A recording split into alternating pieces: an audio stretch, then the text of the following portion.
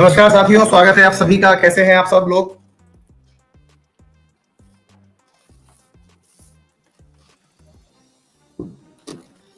कैसे हैं? बढ़िया, जबरदस्त, बिंदास, फुल जोश में। बहुत अच्छी बात है। स्वागत है सभी को, सभी का स्वागत है, सभी का स्वागत है। बहुत सारे मेरे साथी, आज भी बहुत सारे बच्चों ने ज्वाइन किया है, सभी का स्वागत है। और जिन्होंने नया नया ताजा ताजा एकदम ज्वाइन किया है कि सर जो लिखने वाले हैं ये लाइन की सर मैंने आपके लिए ज्वाइन किया है, तो उन सभी का तो बहुत ज्यादा स्वागत है भाई साहब, है ना। आज जगे हुए हैं ये लोग। हाँ जी, तो स्वागत है मेरे सभी मित्रों का जो इस समय मेरे साथ में लाइव हैं। और जनाब, बात ऐसी है कि जो एकदम बिल्कुल ताजा ताजा उतर के आए हैं ना आज मेरे लिए, उनके लिए मैं जरूरी बातें बताता हूँ। एक सेकंड रुक जाओ, बस कंटेंट अपलोड कर दूं। हाँ, बात ऐसी है भाई कि जो भी नए विद्यार्थी हैं उन्हें मेरी क्लास के बगल में 3 बिंदियां दिख जानी चाहिए। 3 बिंदियों में छुपा है राज। राज, राज वही वाला, विपाशा बसु और आशुतोष वाला नहीं, ये सिंपल वाला राज है। और इस राज में क्या है, 3 डॉट थ्योरी के अंदर डाउनलोड नाउ का ऑप्शन है। डाउनलोड नाउ का ऑप्शन है। और इस डाउनलोड नाउ के ऑप्शन में 2 ऑप्शन लिखे आते हैं। एक है एनोटेशन यानी विद एनोटेशन, और एक विदाउट एनोटेशन। यानी कि एक पर मैंने सिग्नेचर किए हैं तो वो थोड़े महंगे हैं, लेकिन मैंने आपके लिए फ्री किए हुए हैं। और एक जो है वो विदाउट एनोटेशन है। ठीक है, चलिए, तो कैसे नोट्स दिखाई देंगे? कुछ इस प्रकार के दिखाई देंगे, बड़े खूबसूरत से। और ये खूबसूरती के साथ साथ जो नोट्स हैं, इसके अलावा एक खूबसूरती और है आप लोगों के लिए, और वो है रिवर्स की पीडीएफ, है ना। और वो रिवर्स की पीडीएफ जो है वो हो गई है आपके अपडेट सेक्शन में अपडेट। ठीक है, अभी अपडेट सेक्शन कहाँ मिलता है? तो जहां आपने मेरी क्लास देखी है ना, जहां पर आपने मुझे ढूंढा है, कईयों को तो आज पहली बार मिला हूं मैं, तो जिन्होंने पहली पहली बार मुझे खोजा है उनको मेरी क्लास दिखाई दी होगी। और जहां क्लास दिखाई दी होगी उसको जब आप एक्सप्लोर करेंगे तो उस क्लास के साथ ही आपको डिस्कशन फोरम के अंदर अपडेट सेक्शन दिखाई देगा। और इस अपडेट सेक्शन में मैंने आप लोगों के लिए A4 कंटेंट में जो रिवर्स पढ़ाई थी वो अपडेट कर दी है। और ये आपसे बोलते बोलते अपडेट कर दी है। अंकित अवस्थी इतने स्मार्ट हो गए हैं कि ये बोलते बोलते, और ये हो गई है सेंड। ठीक है, ये लीजिए, मतलब गजब हो गए अंकित अवस्थी, आपका कंटेंट चला गया है रिवर का। तो एक बार थम्स अप कर दो, दिख गई हो तो बढ़िया है, नहीं दिखी हो तो पहुंच गई है। ठीक है ना, तो मैंने अपडेट सेक्शन में डाल दी है। चलिए सर, हो गया काम। आइए सर आगे बढ़े। तो चलिए सर, दुनिया घुमाते हैं आप लोगों को। चैप्टर का नाम चल रहा है प्लेट्यू।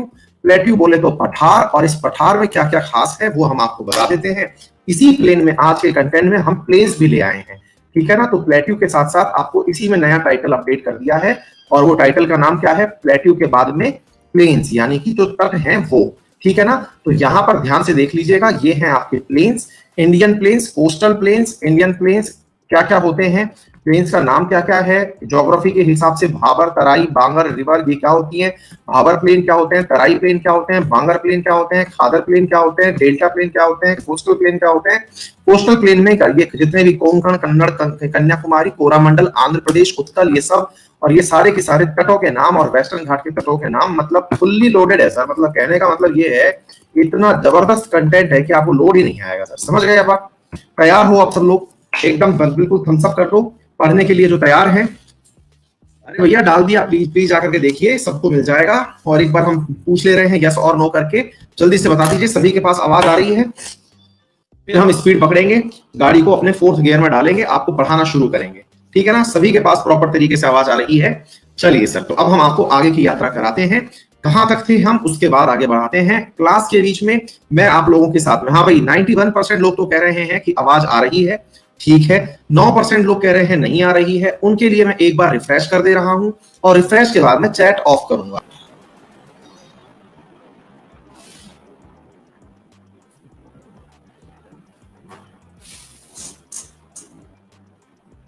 क्या है सर? चले सर, आइए सर शुरू करते हैं। मेरे प्यारे बच्चों, यहां से आगे की कहानी कुछ इस प्रकार से है, तसल्ली से सुन के चलिएगा। कल तक जहां हमने पढ़ लिए थे पठार, अब उन पठारों से थोड़ा आगे बढ़ते हैं। कहां तक पहुंच चुके थे मैं एक बार के लिए आपको जल्दी से उन्हें याद करा देता हूं। मेरे प्यारे बच्चों ध्यान से देखो, हम लोगों ने शुरू किया था कुछ यहां से, कहां से, तसल्ली से बैठ के सुनना, क्योंकि चैट करना नहीं है आप लोगों को, केवल जब मैं बोलूं तब थम्स अप करना है, और नहीं कर पाएंगे थम्स अप तो भी कोई बात नहीं है, मैं क्लास पढ़ाता चल रहा हूं, ध्यान से सुनिएगा। कल मैंने आपसे कहा था प्लेट्यू क्या होते हैं, प्लेट्यू किस आधार पर डिसाइड करते हैं। जो भी नए विद्यार्थी हैं कृपया करके एटलीस्ट कल वाली क्लास जरूर देख लें, ताकि आज वाली क्लास और अच्छे से समझ में आ जाए। कल हम लोगों ने मेवाड़ प्लेट्यू जो था सबसे पहले उसकी चर्चा की थी। मेवाड़ की चर्चा की थी, और मेवाड़ के जस्ट बगल में मैंने कहा था कि अरावली से वेस्ट में जब हम चलते हैं तो मारवाड़ तो प्लेन आता है, मेवाड़ प्लेट्यू आता है। तो ये जो दिख रहा है ये है मेवाड़ प्लेट्यू। अच्छी बात है। इस मेवाड़ प्लेट्यू से जब हम और आगे निकले तो हमें मिला मध्य भारत प्लेट्यू। ये कल मैं प्रॉपर तरीके से आपको बता चुका हूं, मैं कह चुका हूं कि मेवाड़ प्लेट्यू की प्रमुख नदी है बनास, मध्य भारत में निकल रही है चंबल। मालवा प्लेट्यू जो कि इन्हीं के साथ जुड़ा हुआ एक त्रिकोणाकार प्लेट्यू है, ट्रायंगुलर प्लेट्यू है, इसकी प्रमुख नदी है नर्मदा। और मैंने ये भी बताया था कि ये मध्य भारत जो प्लेट्यू है जिसमें चंबल नदी निकलती है वो यहाँ पर बैडलैंड टॉपोग्राफी बनाती है। कृपया करके पुराना लेक्चर एक बार जरूर देख लेना। एक बार थम्स अप करा के बता दो कि आज आप नया ये वाला लेक्चर पढ़ के आए हो जितना मैंने कल पढ़ाया था, या नहीं पढ़ के आए हो। मैंने कल आपसे कहा था तरीका 15 मिनट पढ़ के आना है ना, तो बहुत सारे विद्यार्थियों के थम्स अप आ चुके हैं कि जी हाँ सर हम पढ़ के आए हैं, बहुत अच्छी बात है बेटा, है ना। तो मालवा प्लेट्यू में भी नर्मदा के किनारे वैसा ही माहौल पाया जाता है जैसा कि चंबल नदी के किनारे पाया जाता है। बैडलैंड टॉपोग्राफी यानी कि जो इरोजन है वो इस प्रकार का होता है कि वहां पर बीहड़ बन जाते हैं। इतनी बात समझ में आ गई। इसके बाद हम चले थे आपके बुंदेलखंड में। बुंदेलखंड के लिए मैंने आपसे कहा था कि बुंदेलखंड के नॉर्थ ईस्ट में बहती है यहां पर आपकी यमुना। याद करिए, इसकी लोकेशन मैंने आपको बताई थी। मैंने कहा था एक तरफ इसके मध्य भारत है, एक तरफ मालवा प्लेट्यू है। डन, अच्छी बात है। अब थोड़ा और आगे चलते हैं सर, यहां से आगे, बुंदेलखंड से आगे। अब ध्यान से देखने की आवश्यकता है, यहां एक प्लेट्यू दिखाई दे रहा है, ये रहा छोटू सा प्लेट्यू दिखाई दे रहा होगा। इस प्लेट्यू को हम पहचानेंगे बड़े अच्छे से, लेकिन उससे पहले मैं आपको एक पर्वत श्रृंखला रिवाइज कराता हूं, याद करिएगा बच्चों। ये वाली पर्वत श्रृंखला अगर आपको याद हो तो इसका नाम था विंध्याचल। याद करिए, याद हो तो थम्स अप कर देना बेटा एक बार, है ना। और इससे नीचे वाली जो पर्वत श्रृंखला थी इसका नाम था सतपुड़ा। अच्छी बात है सर। सर आपको याद होना चाहिए कि सतपुड़ा में 3 थी, क्या क्या थी, महादेव, मैकाल और सतपुड़ा। 3 थी ना, मैकाल, महादेव, सतपुड़ा।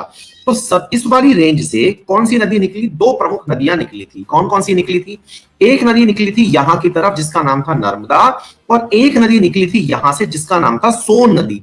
ये रही सोन नदी। अगर आप कहें तो मैं एक बार इसको बिल्कुल क्लीन करके दिखा देता हूं। इधर देखिए, अब आपको नजर आ जाएगा। मैं थोड़ा सा और जूम कर देता हूं ताकि आपको दिखाई दे जाए, और जूम कर देता हूं। अब देखिए, है ना, इधर देखिए। अगर आप नदियां पहचान सकते हैं तो पहचानने का प्रयास करिए।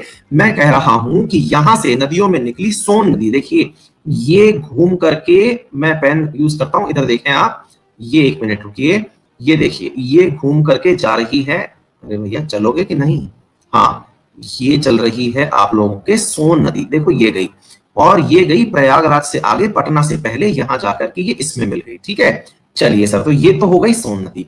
ठीक है, अच्छी बात है। इधर से निकली थी नर्मदा नदी, वो हम बता दिए थे। याद करिए, यहीं से हमने बताया था कि इसके पास से ही महानदी नदी का ओरिजिन होता है ना। महानदी यानी कि थोड़ा सा इसके वेस्ट में जो है, सॉरी साउथ में जो है महानदी का ओरिजिन होता है।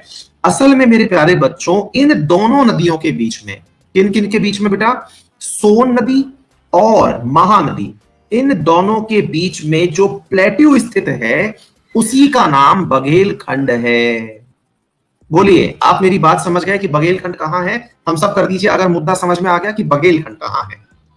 अच्छी बात है, बघेलखंड के दोनों सीमाएं बन गई। अच्छी बात, थोड़ा सा और आगे चलते हैं।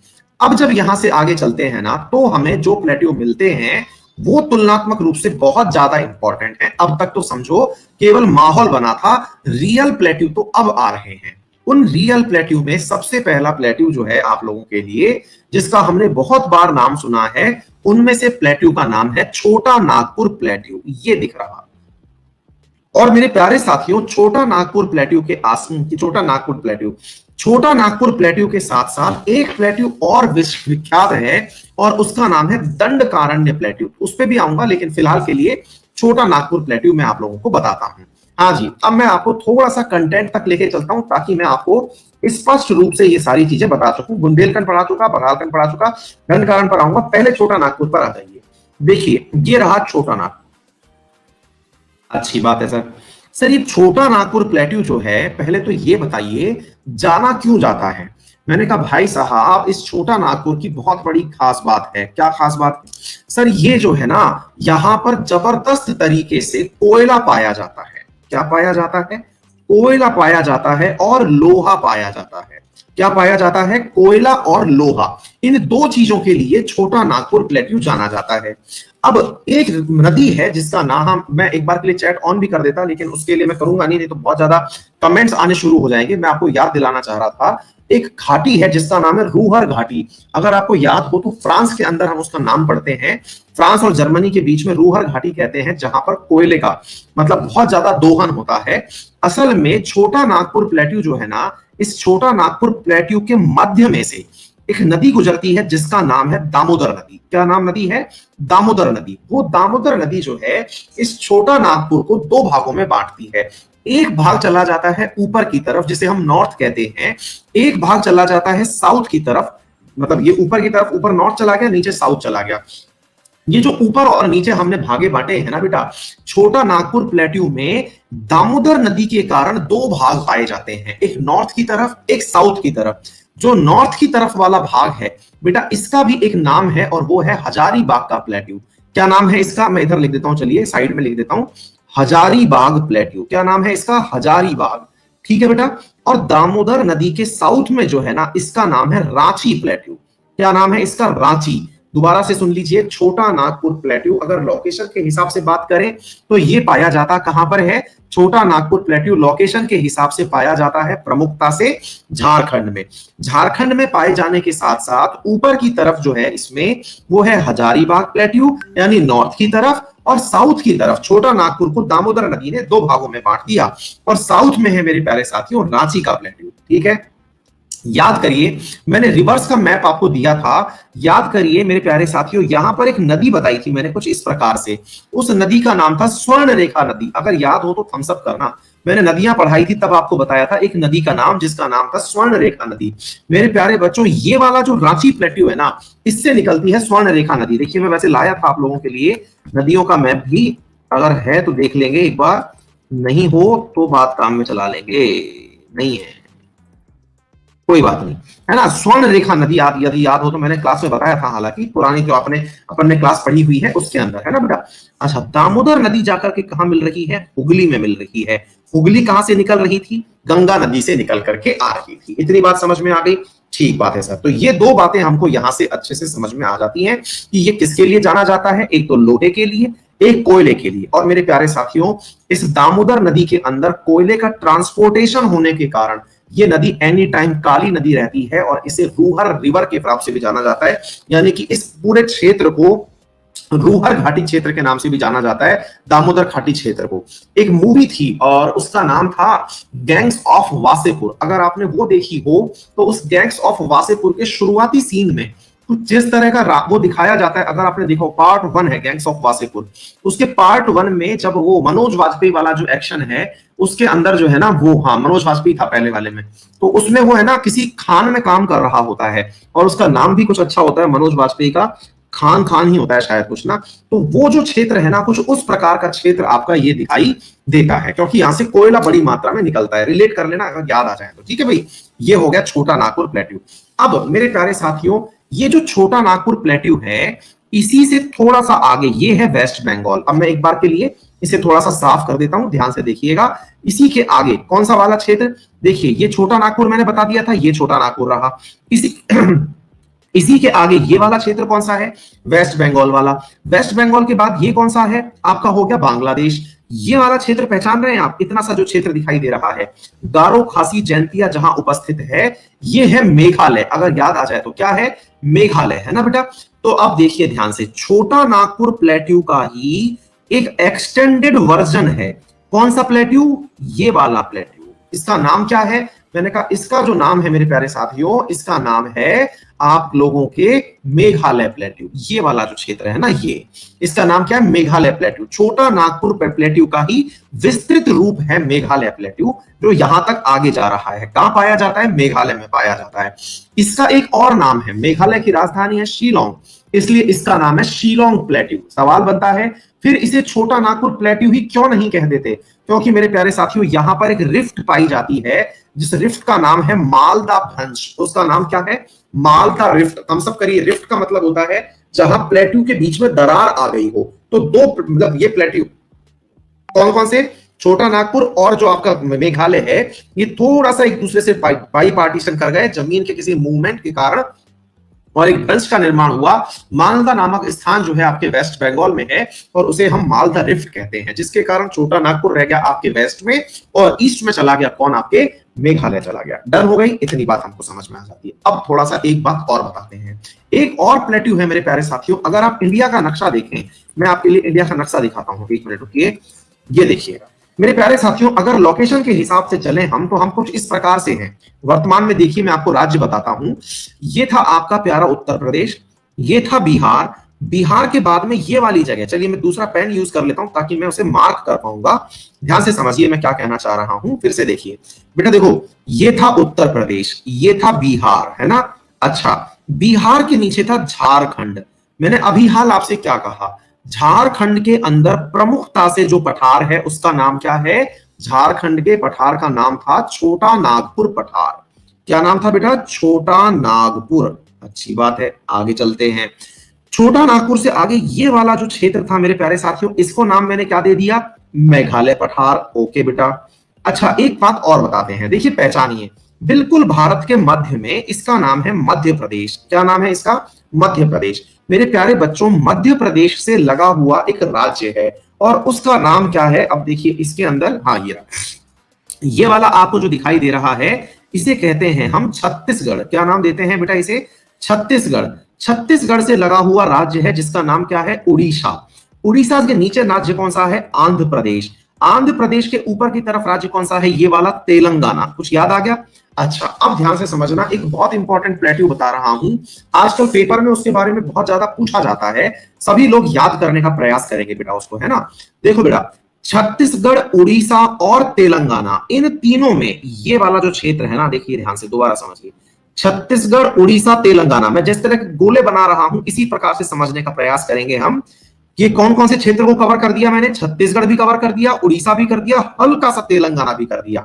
बच्चों, इस जगह पर भी एक प्लेट्यू है और उसका नाम है दंडकारण्य प्लेट्यू।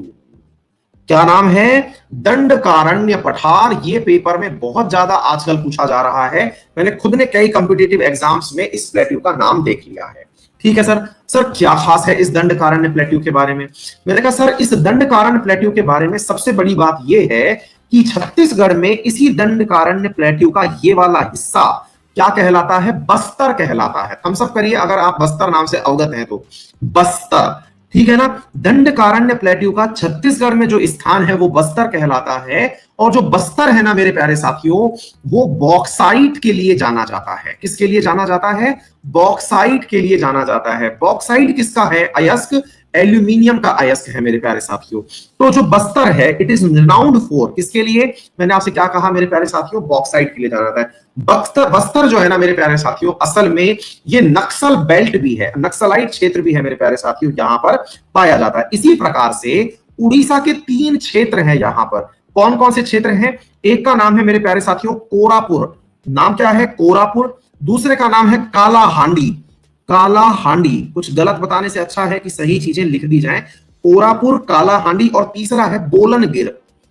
बोलनगिर मेरे प्यारे साथियों, ये 3 स्थान और है मेरे प्यारे साथियों यहां पर, जो कि उड़ीसा के हैं। यहां पर ये क्षेत्र भी जो है ये भी जाने जाते हैं किसके लिए? बॉक्साइट के लिए। तो बॉक्साइट खनिज का प्रमुख स्रोत जो है वो यहां पर पाया जाता है। उम्मीद है ये वाली बात भी आप लोगों को समझ में आ गई होगी। इसी प्रकार से इसी कॉर्नर पर मेरे प्यारे साथियों, छत्तीसगढ़ के अंदर एक जगह है और उसका नाम है दल्ली राजहरा। उसका नाम है दल्ली राजहरा मेरे प्यारे साथियों, और उसे हम दुर्ग के नाम से भी जानते हैं। दुर्ग नामक स्टेशन भी है, दुर्ग के नाम से जानते हैं। और मेरे प्यारे साथियों, यहां पर इसी वाले प्लेट्यू के दुर्ग वाले स्थान पर लोहे के अयस्क जो है वो पाए जाते हैं। कौन सा अयस्क पाया जाता है? लोहे का अयस्क पाया जाता है। हम सब करिए, अगर आप लोगों को दंडकारण्य प्लेट्यू और उसकी लोकेशन समझ में आ गई हो कि ये कहां पर है, उम्मीद है सभी साथियों को ये वाली बात अच्छे से समझ में आ गई होगी। छत्तीसगढ़, उड़ीसा और हल्का सा तेलंगाना, इन तीनों को कंबाइन करके क्या बन रहा है आप लोगों का? दंडकारण्य प्लेट्यू बन रहा है। अच्छी बात है, ये हो गई बात समझ में। ठीक है, अब इसके बाद कौन सा प्लेट्यू था, आइए तो देखिए हम क्या क्या पढ़ चुके हैं। हजारीबाग हो गया, ये रहा, रांची हो गया, शिलोंग यानी मेघालय हो गया, ये आपका हो गया कौन सा वाला? दंडकारण्य प्लेट्यू हो गया। बस्तर के बारे में मैंने बता दिया, बस्तर के अंदर। अब हम चलते हैं यहां पर डेक्कन प्लेट्यू की तरफ। इसका नाम क्या है? दक्षिण का पठार, जिसे आप डेक्कन प्लेट्यू कहते हैं। क्या नाम है इसका? डेक्कन प्लेट्यू, दक्षिण का पठार। मेरे प्यारे साथियों याद करिए, मैंने आपको पहले भी बता रखा है कि ये वाली तापी नदी के नीचे की तरफ जो भी क्षेत्र है वो दक्षिण भारत कहलाता है। अब ध्यान से समझने की आवश्यकता है, इसके अंदर एक बहुत इंटरेस्टिंग बात है साथियों। क्या इंटरेस्टिंग है साथियों? कहते हैं, ऐसा कहते हैं, वंस अपॉन ए टाइम। देखिए यहां पर अगर आप समझेंगे ना तो देखिए ये वाला जो क्षेत्र है ये बनाया हुआ है महाराष्ट्र प्लेट्यू का। अगर आपको पहचान में आ रहा है तो देखिए ये रहा महाराष्ट्र प्लेट्यू का, ठीक है ना। इधर की तरफ असल में ये है कर्नाटक प्लेट्यू, जो आपको यहाँ पर दिखाई दे रहा है ये है कर्नाटक प्लेट्यू। और ये वाला जो क्षेत्र है असल में वो आंध्रा प्लेट्यू है। ये तीसरा जो हिस्सा आपको दिखाई दे रहा है, ये वाला जो क्षेत्र है 1 2 3 अगर हम नाम दे दें A B C, तो ध्यान से सुनिएगा, इसका नाम कौन सा हो गया? महाराष्ट्र प्लेट्यू। बी वाला जो हो गया वो आंध्रा प्लेट्यू, और जो सी वाला हो गया मेरे प्यारे साथियों ये कर्नाटक प्लेट्यू हो गया। ये 3 प्लेट्यू है दक्कन के पठार में। प्रॉपर तरीके से देखिए, अगर आपको दिख जाए तो यहां पर राज्यों के हिसाब से मत देखिएगा, राज्यों की सीमाएं तो ऊपर नीचे फिर भी हो सकती है। प्लेट्यू का नामकरण राज्यों से संबंधित नहीं है, मिलता जुलता जरूर है, मतलब आप गलती नहीं करके आएंगे कि ये कहां पर है, ठीक है ना। तो देखिए अब मैं आपको तीनों अच्छे से दिखा देता हूं, ध्यान से समझिएगा। इस डायग्राम में आपको प्रॉपर तरीके से 4 चीजें दिखाई गई हैं, अगर आप पहचान रहे हैं तो। नंबर 1 यहां पर है ए, ये कौन सा है? महाराष्ट्र प्लेट्यू। ये वाला क्षेत्र कौन सा था? दंडकारण्य प्लेट्यू, अभी बताया था मैंने, ये मैं करवा चुका हूं। देखिए छत्तीसगढ़, उड़ीसा, तेलंगाना, ये वाला क्षेत्र। बी वाला प्लेट्यू जिसको तेलंगाना प्लेट्यू लिखा हुआ है, असल में इसका नाम आंध्रा प्लेट्यू है, अभी मैं बताऊंगा पूरा इसका इतिहास भी। और तीसरा हो गया कर्नाटक का प्लेट्यू, जो ये रहा। अच्छी बात है, अब इनके बारे में क्या, एक एक के बारे में जो भी मेरे नए विद्यार्थी जुड़े हैं उनको मैं बता दूं कि आप लोगों का एक एक कंटेंट जो मैं बोल रहा हूं ये सारा लिखित में है, इसी कॉपी में है, इसी जगह पर है। और जो नए साथी जुड़े हैं उनकी परेशानी को भी मैं थोड़ा सा समझ लेता हूं।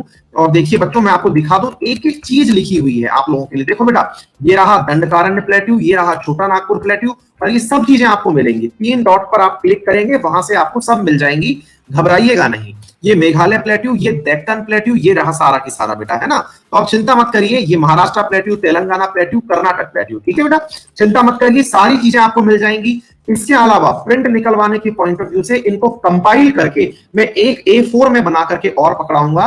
कृपया करके चिंता मत करना, पहली बार जो विद्यार्थी आए हैं वो इतना विश्वास करें कि आप लोगों के मित्र यहाँ ऑलरेडी पढ़ रहे हैं और वो पूरी तरह से संतुष्ट है मेरे पढ़ाने के तरीके से। इसका मतलब ये हुआ कि और छात्र भी उस मेथड को पसंद कर चुके हैं जो मेथड मैं यहाँ पर यूज कर रहा हूं। आप आश्वस्त होकर पढ़ें। मन में जो सवाल हैं, आपके सवालों के लिए चैट खोलूंगा, लेकिन इस समय बड़ी संख्या में हम लोग लाइव हैं। अगर मैंने चैट खोल दिया तो जबरदस्ती में वो ध्यान बटेगा और आपका भी ध्यान बटेगा, क्योंकि चैट आपकी बगल में से निकलेंगे तो आपका ध्यान चैट पर जाएगा। इसलिए मैंने फिलहाल के लिए चैट को ऑफ की हुई है। उम्मीद है आप मेरी बात से सहमत होंगे। अपनी प्रेजेंस आप हम सबसे दर्ज करा सकते हैं, ठीक है बेटा। चलिए मैं आपको यहाँ ये बता सकता हूं कि यहाँ पे थम्सअपों की जो संख्या है ना वो 10,000 पार हो चुकी है।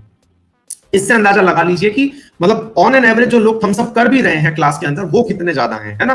तो इस तरह से आपसे निवेदन है कि थोड़ा सा आप भी समझ के चलें, आपका भला मैंने सोच रखा है। आश्वस्त रहिए, जब पढ़ा दूंगा उसके बाद डाउट रहे तो चर्चा करेंगे अपन, ठीक है। चलिए बेटा, तो हमने क्या कहा, 3 प्लेट्यू के बारे में चर्चा कर रहे हैं। उससे पहले एक बात और समझिए बेटा, ऐसे ऐतिहासिक प्रमाण मिलते हैं। क्या, किस चीज के ऐतिहासिक प्रमाण मिलते हैं कि ये वाला जो डेक्कन प्लेट्यू है ना, असल में कभी यहाँ पर लावा पाया गया था। क्या पाया गया था? लावा। लावा क्या होता है बेटा? जमीन के नीचे जब धरती पिघल जाती है ना तो उसे हम मैग्मा कहते हैं। क्या कहते हैं? मैग्मा। और वो जब वो पिघल करके ऊपर फैल जाती है तो धरती के ऊपर जो फैल करके उसने, बिल्कुल ये समझिए कि फैल करके जो परतदार संरचना बनाई है उसे हम लावा कहते हैं।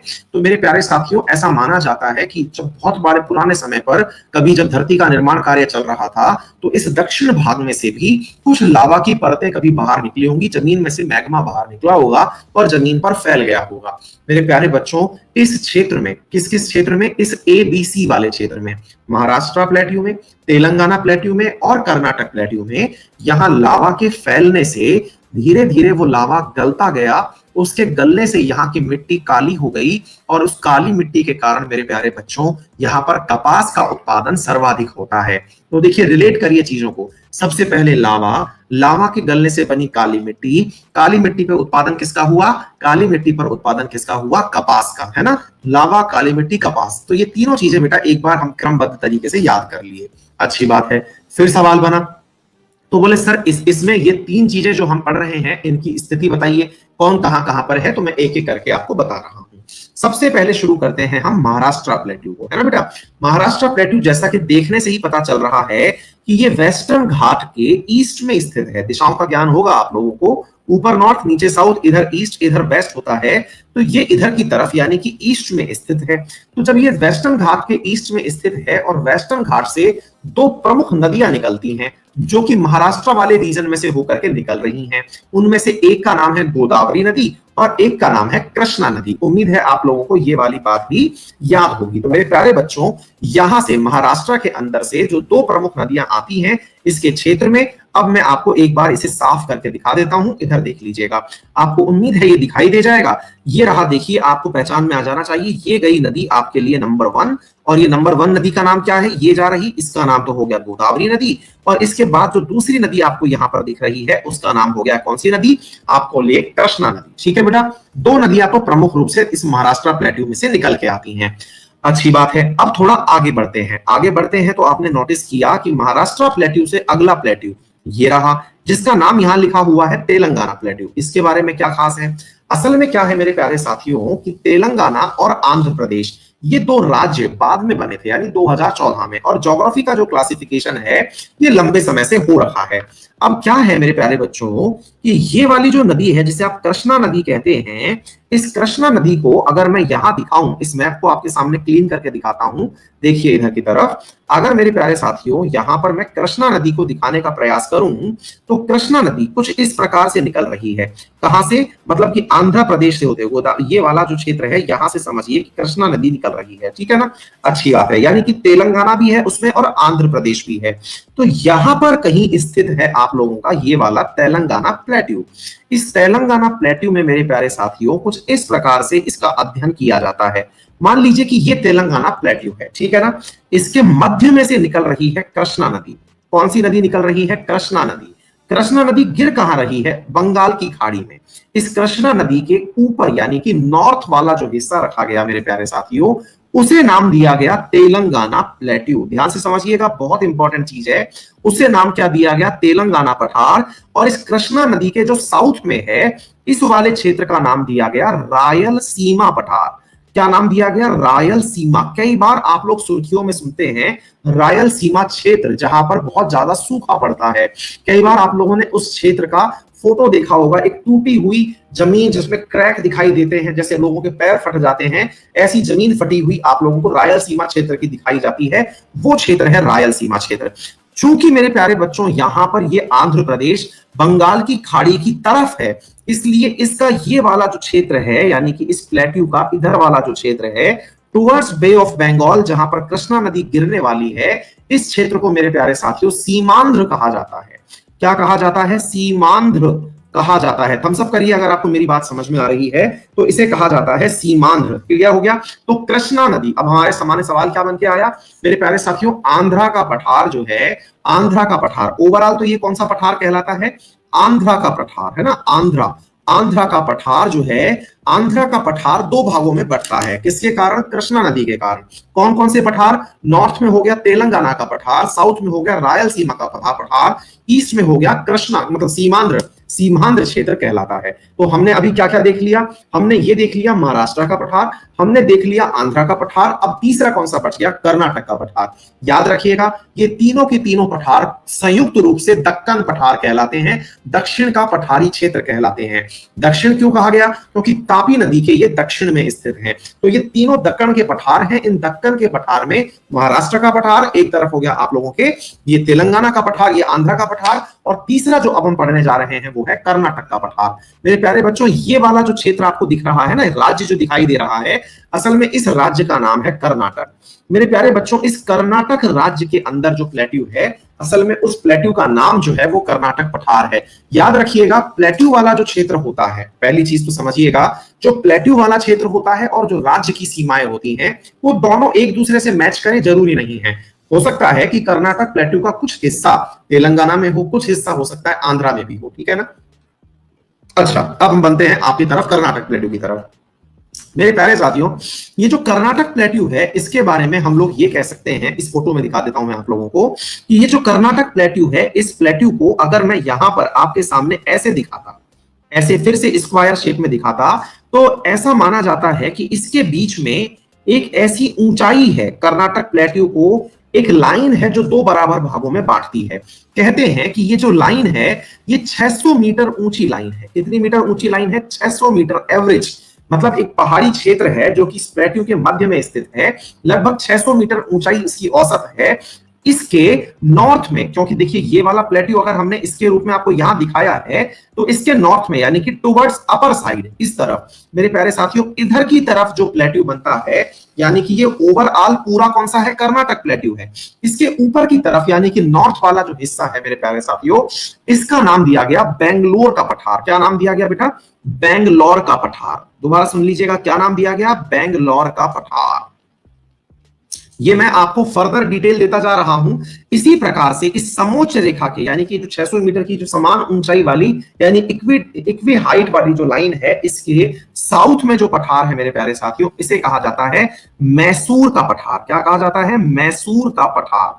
अब ध्यान से देखिए, अगर आपको ये फोटो दिखाई दे जाए तो मैं यहां पर आपको कुछ चीज दिखाना चाहूंगा। देखिए मैसूर का पठार अगर आप ध्यान से देखते हैं तो आपको नजर आएगा यहां से कुछ और भी, और वो क्या है, इधर देखें आप मेरे प्यारे साथियों, इस मैसूर के पठार के कहीं नजदीक से कुछ इस प्रकार से एक नदी निकल रही है, और उस नदी का नाम है कावेरी नदी। क्या नाम है मेरे प्यारे बच्चों, कावेरी नदी। ठीक है, तीन नदियां हो गई, गोदावरी कृष्णा। गोदावरी कृष्णा नदी किस किस क्षेत्र को प्रभावित कर रही थी, गोदावरी और कृष्णा प्रभावित कर रही थी मेरे प्यारे साथियों आप लोगों के महाराष्ट्र प्लेट्यू को और आंध्र प्लेट्यू को। और यहां पर ये जो कावेरी नदी है ये प्रभावित किसको कर रही है, आपके इसके माध्यम से मेरे प्यारे साथियों मैसूर प्लेट्यू से निकल करके आ रही है। डन हो गया। अच्छा एक बात और समझने का प्रयास करिएगा, ये जितने भी प्लेट्यू मैंने आप लोगों को यहां पर पढ़ाए हैं, इनमें से ये जो बेंगलोर प्लेट्यू है, इस बेंगलोर प्लेट्यू से एक नदी निकलती है जिसका नाम है तुंगभद्रा नदी। ये तुंगभद्रा नदी कुछ इस प्रकार से समझिएगा, जो कि सहायक नदी है कृष्णा नदी की। कौन सी नदी के सहायक नदी है, कृष्णा नदी की सहायक नदी है तुंगभद्रा। तुंगभद्रा, तुंगभद्रा नदी जो कि सहायक नदी है किसकी, आप लोगों के कृष्णा नदी की सहायक नदी है। तो उम्मीद है मेरे प्यारे साथियों आपको मैंने Deccan plateau, Andhra plateau, Karnataka plateau, Malwa plateau, ये सारे प्लेट्यू बहुत ही डिटेल से पढ़ा दिए हैं। देखिए मैं आप लोगों को पूरी तरह तो संतुष्ट कर नहीं सकता, क्योंकि साहब मैं एक एक विद्यार्थी की तो कसम नहीं खा सकता, लेकिन हाँ चूंकि ये प्लस का वीडियो है और प्लस के वीडियो को आप 10 बार देख सकते हैं, 50 बार देख सकते हैं, जब तक सब्सक्रिप्शन है तब तक देख सकते हैं, तो इसे बार बार रिवाइज करके सुनते रहिएगा जो मैंने आपको बोला है। मैं एकदम फुल लोडेड होकर के आया था और मैंने सारा उगल दिया है, और उम्मीद है कि उगले हुए ज्ञान से जो बुद्धिजीवी वर्ग है वो संतुष्ट हुआ होगा। अगर आप भी बुद्धिजीवी हैं तो थम्स अप करके अपनी प्रेजेंस दर्ज कराएं कि हाँ सर आपने जो दिया ज्ञान वो मतलब उच्च कोटि का था, हमारा काम बन गया। क्योंकि इतना अच्छे से प्लेट्यू आप खुद से भी पढ़ लेना नहीं पढ़ पाओगे, विद्यार्थी जीवन बिता चुका हूं और उसके बावजूद भी मैंने आपको प्लेट्यू लगभग 1.5 दिन हो गया है पढ़ाते हुए, मैंने इतना डिटेल में आपको प्लेट्यू पढ़ा दिया है। आप में से बहुत सारे लोग हैं, बाबा लोग हैं जो कई समय से पढ़ाई कर रहे हैं, उन्होंने भी अपने अभी तक के पढ़ाई के काल में प्लेट्यू इतने अच्छे से नहीं पढ़े जितने अच्छे से मैंने पढ़ा दिए हैं। ये मैं दावा कर रहा हूं उनकी जगह बैठने से पहले ही, ठीक है ना। चलिए सर अब हम उतरते हैं इंडियन प्लेन्स में। इंडियन प्लेन्स में उतरते हैं मतलब हवाई जहाज में नहीं उतर रहे हैं, हम मैदानों में उतर रहे हैं। मैदान का निर्माण सामान्यतया नदी के द्वारा लाए गए अवसाद के आधार पर होता है। मेरे प्यारे साथियों, नदी के द्वारा जो अवसाद लेके आए जाते हैं, कैसे आते होंगे? कभी आप लोगों ने देखा हो कि आपके भी आसपास के क्षेत्रों में जब बारिश होती है तो बारिश का पानी बह के जाता है। बारिश का पानी बह के जाता है तो एक सामान्य नदी को छोड़िए, आप आपके आसपास की गली में से भी जब पानी बह के जाता है तो वहां पर कुछ पथरीले पथरीले पत्थर जो हैं वो आपको बहाव के क्षेत्र में दिख ही जाते हैं। हमारे यहाँ तो उन्हें भांटा कहते हैं, भांटा, है ना? आप लोगों के क्या कहते हैं मुझे नहीं पता, भांटे कहते हैं हमारे यहाँ, भांटे, है ना? तो मेरे प्यारे साथियों, यहाँ पर कुछ भांटे समान संरचनाएं पाई जाती हैं। आप कंकर पत्थर बोलते होंगे, कुछ बोलते होंगे। तो मेरे प्यारे साथियों, नदियों में भी ऐसा होता है, क्योंकि सामान्यतया नदियां ऊंचाई से उतर के आती हैं। कहां से उतर के आती हैं? ऊंचाई के क्षेत्र से उतर के आती हैं, जैसे हिमालय से उतर के आ गई, वेस्टर्न घाट से उतर के आ गई। और जब ये नदियां उतर के आती हैं तो मेरे प्यारे साथियों, ये अपने साथ में बहुत सारे कंकड़ पत्थर जो हैं वो लेकर के आती हैं। जैसे मान लीजिएगा कि मैंने आपके सामने ये एक पर्वत का निशान बनाया, ये पर्वत है। इस पर्वत से मतलब पर्वत से पानी बह करके नीचे गिर रहा है, पर्वत से पानी बह करके नीचे गिर रहा है, कुछ इस प्रकार से गिर गया साहब। ये लीजिए, पर्वत से पानी जब नीचे गिरा तो इस पानी के साथ साथ बहुत सारे पत्थर जो हैं वो जमीन में आने लगे। अब सुनिए साहब, ध्यान से समझना, कभी भी आपको ऐसा लगता होगा, लेकिन हो सकता है आपने इसके बारे में विचार ना किया हो। आप लोग देखिएगा कि पर्वतों से पानी जो है, नदी में जो पानी है वो किसी एक ही स्रोत से नहीं निकल के आता है। नदी में पानी बहुत सारी छोटी छोटी उपनदियों से आता है। हमारे यहाँ तो राजस्थानी भाषा में उन क्षेत्रों को खौड़ कहते हैं, पता नहीं आपके यहाँ क्या कहते हैं, हमारे यहाँ उसे खौड़ कहते हैं। राजस्थानी लोग हो तो थम्स अप करें अगर वो पहचान रहे हो। तो पहाड़ से जब पानी उतर के आता है तो उतर करके पानी जो है वो अपनी जगह पर बहुत सारे पत्थर छोड़ जाता है ना? और मैं आपको फोटो दिखा सकता था, लेकिन समय अभाव है, क्योंकि आप सबका समय कीमती है। मैं फोटो बाद में भी दिखा दूंगा अगर समय बचेगा तो उसमें क्या होता है कि जब भी आप किसी पहाड़ को देखिएगा, ध्यान से देखिएगा, तो मान लीजिए कि कोई पर्वत आपको दिखाई दिया, कोई भी आपको आसपास दिखाई दे जाए, तो उसमें देखना कि वो पर्वत एक समान नहीं होता है। उस पर्वत में जब आप देख भी रहे हैं ना, तो कोई जगह ऐसी होती है जिससे देख करके यह प्रतीत हो जाता है कि पानी यहां से उतर के आता होगा। जिस जगह पर आप सामान्यतया पिकनिक मनाने जाते हैं जब बारिश आ जाती है, जिसे आप वाटरफॉल के रूप में, छोटे छोटे वाटरफॉल के रूप में यूज करते हैं, झरने कहते हैं, वाटरफॉल नहीं झरना कहते हैं आप उन्हें, है ना? स्प्रिंग्स के रूप में आप जिन्हें यूज करने जाते हैं, झरने जहां बहते हैं, असल में वो जो छोटे छोटे झरने हैं ना, वो संयुक्त रूप से मिलकर के एक नदी के पानी का निर्माण करते हैं। तो मेरे प्यारे बच्चों, उन झरनों को अगर आपने सूखने के बाद कभी देखा हो, और मुझे नहीं लगता कि आपने ना देखा हो, अगर उन झरनों को कभी सूखने के बाद देखा हो तो उन झरनों में पत्थर हमें दिखाई देते हैं, उनमें बड़े बड़े गोले दिखाई देते हैं, भाटे दिखाई देते हैं। मेरे प्यारे बच्चों, उन्हीं भाटों को जो कि इन झरनों में दिखाई दे रहे हैं, अगर मैं यहाँ रिप्रेजेंट करूं, मैं इनको अगर यहां रिप्रेजेंट करूं कि ये पत्थर हैं, तो मेरे प्यारे साथियों, इन्हीं को हम भाबर कहते हैं। हम सब करिए अगर ये टर्म समझ में आ गई हो कि भाबर क्या होता है। भाबर, मैंने चला करके आपसे ये सब बातें कही, क्यों? क्योंकि मेरे प्यारे साथियों, भाबर में भा और यहां पर भाटा, तो भाटा एंड भाबर, इन दोनों को रिजेंबल करके याद कर लेना। दोबारा बोल रहा हूं, भाबर में भाटा, मैंने भाटा जो बोला ना, पत्थर, अब यदि नहीं भी पहली बार भी सुना है तो याद कर लेना मेरे प्यारे बच्चों। भाबर में भा और भाटे में भा, इन दोनों को एक दूसरे से मिला करके याद कर लेना। ये हो गया आपका भाबर वाला क्षेत्र। उम्मीद है मेरे सभी प्यारे बच्चों को ये बात अच्छे से समझ में आ गई होगी। ठीक है साथियों? अच्छा, अब मैं आपको एक बहुत जबरदस्त बात बताता हूं। अगर कभी आप लोगों ने झरने देखे हैं, जो अक्सर बरसात में हमारे राजस्थान में भी झरने दिखी जाते हैं, क्योंकि बारिश तो हमारे यहाँ भी होती है, लेकिन वो बात अलग है कि हमेशा पानी इतना नहीं रहता है। लेकिन कभी आपने अगर झरने देखे हो तो ऐसा लगता है कि पत्थर तो ऊपर है, उसके नीचे से पानी निकल के आ रहा है। ध्यान से देखना, कभी आपको भी दिख जाएगा। झरने में जाने से, जो भी झरने में अब तक स्नान किए हैं, बहुत सारी मूवी में दृश्य देखे हैं, हीरो ने हीरोइन को झरने में देखते हुए ही अपना मन बिगाड़ा है। अक्सर वो जो झरने होते हैं, उन झरनों को अगर आप देखें तो एक मन में सबसे बड़ा भाव यही रहता है कि इसमें पानी आ कहां से रहा है। सबसे बड़ा सवाल क्या बनता है, इसमें पानी आफ्टर ऑल आ कहां से रहा है। और हमारा खोजी दिमाग, हमारे उस समय पर व्योमकेश बख्शी हमारे दिमाग में पैदा हो जाते हैं और हम ढूंढने लगते हैं कि इस झरने में आफ्टर ऑल पानी कहां से आ रहा है। कई जगह ऐसा लगता है कि जमीन के भीतर से पानी आ रहा है क्या। ऐसे ही मेरे प्यारे साथियों, ये पानी ऐसे ही जब आगे निकल के आता है तो कई बार ऐसा होता है कि नदियों के द्वारा लाया गया, ये जो झरनों के द्वारा लाया गया जो सामान है ना, वो यहाँ पर इतनी अधिक मात्रा में एकत्रित हो जाता है कि इनके नीचे से पानी निकल के चला जाता है और ऊपर खड़े हुए व्यक्ति को कुछ दिखाई ही नहीं देता। दोबारा सुनिए, ये इस तरह की स्थिति बन जाती है कि इनके नीचे से पानी निकल के चला जाता है, ऊपर खड़े हुए व्यक्ति को कुछ नजर ही नहीं आ रहा होता। तो मेरे प्यारे साथियों, इस पर्टिकुलर क्षेत्र को जहां पर नदियां सामान्यतया, या फिर झरने कहूंगा मैं, नदियां इसलिए नहीं बोलूंगा क्योंकि नदियां असंख्य नहीं होती हैं, ये झरने हैं जिनसे नदियां मिली हैं। तो नदी के जो स्रोत हैं जहां पर ये विलुप्त हो जाती हैं मेरे प्यारे साथियों, इन क्षेत्रों को हम तराई रीजन कहते हैं। हम सब करिए, क्षेत्र समझ में आ रहा हो तो तराई क्षेत्र किसे कहते हैं? तो मेरे प्यारे साथियों, पहाड़ के सबसे नजदीक जो हमें पत्थर वाला क्षेत्र दिखाई दिया वो तो भाबर था, जहां भाटे पड़े थे। भाबर के बाद जहां नदी विलुप्त हो गई, जहां दिखना बंद हो गई, वो तराई क्षेत्र कहलाता है। सामान्यतया ये क्षेत्र पथरीले होते हैं, लेकिन कई बार ये दलदली भी होते हैं, क्योंकि यहाँ पर मिट्टी के नीचे भी पानी छुप जाया करता है, तो उसे हम तराई क्षेत्र कहते हैं। यहाँ पर कई बार मतलब दलदली क्षेत्र जैसी परिस्थिति भी बन जाती है। इतनी बात हमको समझ में आ जानी चाहिए मेरे प्यारे बच्चों। इसके बाद जब हम थोड़ा और आगे बढ़ते हैं तो यहां से आगे फाइनली पानी उतर के मैदान में आ चुका होता है। जब पानी मैदान में आ चुका होता है और कभी आपने नदी को बहता हुआ देखा हो तो ऐसा नहीं संभव है कि आपने नदी के किनारों को नोटिस ना किया हो। आपने देखा होगा कि नदी के किनारे जो मिट्टी होती है ना, वो बड़ी साफ सुथरी सी होती है। अगर आप इस दृश्य को देखें तो ये समुद्र का पानी है, इसके बावजूद भी आप इस जगह को देखिए, यहां मिट्टी बड़ी साफ सुथरी सी है। आप सोचेंगे कि यार ये वाली मिट्टी को डालने कौन आया था? कॉमन सेंस लगाइएगा, समझ में सब आ जाएगा। इस मिट्टी को डालने कौन आया था?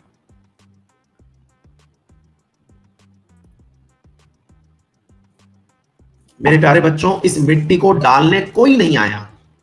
इस मिट्टी को डालने कोई नहीं आया। ये मिट्टी इस पानी के द्वारा स्वतः लाई गई है। नदी के किनारे भी जहां पर आप जाकर के स्नान करते हैं, वो नदी के किनारे जहां प्रयागराज में कुंभ भरता है, वो जो मिट्टी है उसे किसी ने डाला नहीं है, वो मट्टी नदी खुद लेकर के आई है। एकदम ताजा ताजा नदी है, मिट्टी है। मेरे प्यारे साथियों, इस मिट्टी को खादर मिट्टी कहते हैं। क्या कहते हैं? खादर कहते हैं। क्या आप मेरी बात समझ पा रहे हैं? हम सब करिए अगर बात समझ में आ गया हो तो। नदी के द्वारा जो एकदम ताजा मिट्टी लाई गई है उसे खादर कहते हैं। चूंकि मिट्टी पर्वत, अब एक सवाल बनता है, सर नदी में मिट्टी आई कहां से?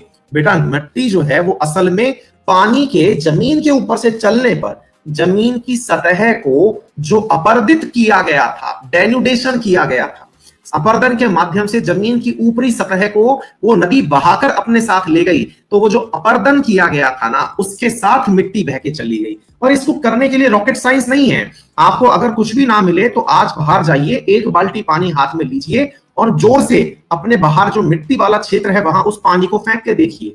आपके जो जमीन पर मिट्टी है वो मिट्टी उस पानी के साथ बहकर आगे चली जाएगी। तो मिट्टी के पानी के कारण वो मिट्टी जो जमीन पर है वो सरकती है आगे। तो वो सरकती हुई मिट्टी धीरे धीरे आगे सेटल भी होती चली जाती है, क्योंकि नदी अपने साथ जो है वो इन चीजों को बहा तो ले जाती है लेकिन आगे चल के सेटल करती चली जाती है। अब सोच के देखो कि भाई इस प्रकार से, तो सर एक बात बताओ कि ये जो नदियां हैं इनके द्वारा बहुत सारी मिट्टी लाई जाएगी। मैंने कहा बिल्कुल लाई जाएगी। तो हर मिट्टी को ये किनारे पर लगाते चले जाएंगे? मैंने कहा बिल्कुल लगाते चले जाएंगे। तो सर नई वाली मिट्टी कहां मिलेगी? मैंने कहा भाई नई वाली मिट्टी मैं ही पूछ लेता हूं आप लोगों से। चलिए, ये वाली स्थिति तो है ए वाली स्थिति, ये वाली है बी वाली स्थिति। पोल में आंसर दे दीजिए। मतलब ये टुवर्ड्स जो पानी की तरफ वाला क्षेत्र है इसको तो मैं ए कह रहा हूं, और जंगल की तरफ वाला क्षेत्र है इसे मैं बी कह रहा हूं। आपको मुझे बताना है नई वाली मिट्टी, जो नई मिट्टी बनेगी वो कहां बनेगी? ए वाली साइड बनेगी या बी वाली साइड बनेगी? पोल में आंसर दे दीजिएगा। नई वाली जो मिट्टी है वो कहां बनेगी? बिल्कुल सही, 74% लोगों ने सही आंसर दिया है कि नई मिट्टी तो सर यहीं से लेके आई जाएगी ना, क्योंकि पानी, मतलब जो नई मिट्टी, खादर की बात कर रहा हूं मैं, खादर जो पानी के द्वारा बहा के लाया जा रहा है वो इस क्षेत्र में लाया जा रहा है। जो खादर पुरानी हो गई वो तो सतह पर चलती चली गई। फिर से सुनिए क्या कह रहा हूं भाई, ये जो नदी थी जो बह करके जा रही थी, अपने साथ बहुत सारी मिट्टी लेकर के आई थी, साथ में जमाती हुई चली गई, ये साथ में जमाती हुई चली गई। मैं कह रहा हूं कि नदी के किनारे ये जो मिट्टी इसने जमाई है, ये देखिए इसने जो जमाई है, ये धीरे धीरे और मिट्टी आने से ये वाली तो इस तरफ सरक गई भाई, क्योंकि और मिट्टी भी तो आएगी, तो ये तो इस तरफ सरकना शुरू हो गई और नई मिट्टी इधर आना शुरू हो गई। नई मिट्टी बोले तो जो पानी के साथ बह करके आ रही है, बोले तो खादर, जो खादर आ रही है वो तो किनारे पर जम गई। और मेरे प्यारे साथियों, इस खादर के अतिरिक्त जो मिट्टी थी वो ऊपर चली गई, यानी कि जो खादर पुराना हो जाता है। अब यहां से एक लाइन और निकल के आती है जो मेरे प्यारे साथियों ने अगर समझ ली हो, हालांकि मैं इस पे कमेंट पूछता और मुझे यकीन था कि अधिकांश विद्यार्थी उसका आंसर देते, पर कोई बात नहीं, मैं आपकी भाव समझ गया। जो खादर पुरानी हो जाती है उसे बांगर कहते हैं। हम सब कर दीजिए अगर आप भी यही सोच रहे थे तो। उसे हम क्या कहते हैं? बांगर कहते हैं। तो खादर जो पुरानी हो गई, जो साइड में चली गई, किधर की तरफ? इधर की तरफ, क्योंकि धकेल दिया। अरे सर, जब भी किसी लाइन में आप लगते हैं, वो लाइन जब लंबी होती चली जाती है तो आप भले कितने ही भी आगे खड़े हो, धकेल दिए जाते हैं। तो वो खड़ी हुई जो चीज थी वो आगे धकेल दी गई। तो मेरे प्यारे साथियों, जो खादर है तो पुरानी खादर क्या कहलाती है? बांगर कहलाती है। ठीक है बेटा, तो पुरानी खादर बांगर, खादर, तराई रीजन और भाबर, ये सारे सवाल के पॉइंट बनते हैं जो आपको एक एक करके मैंने संरचना के आधार पर प्लेन्स के अंदर तरीके से पढ़ाने का बेहतरीन प्रयास किया है। मुझे ऐसी उम्मीद है कि आप लोगों के द्वारा ये बात अच्छे से समझ में आ गई होगी जो मैंने समझाने का प्रयास किया है। चैट ओपन कर रहा हूं, थैंक यू बोलना चाहो तो बोल देना।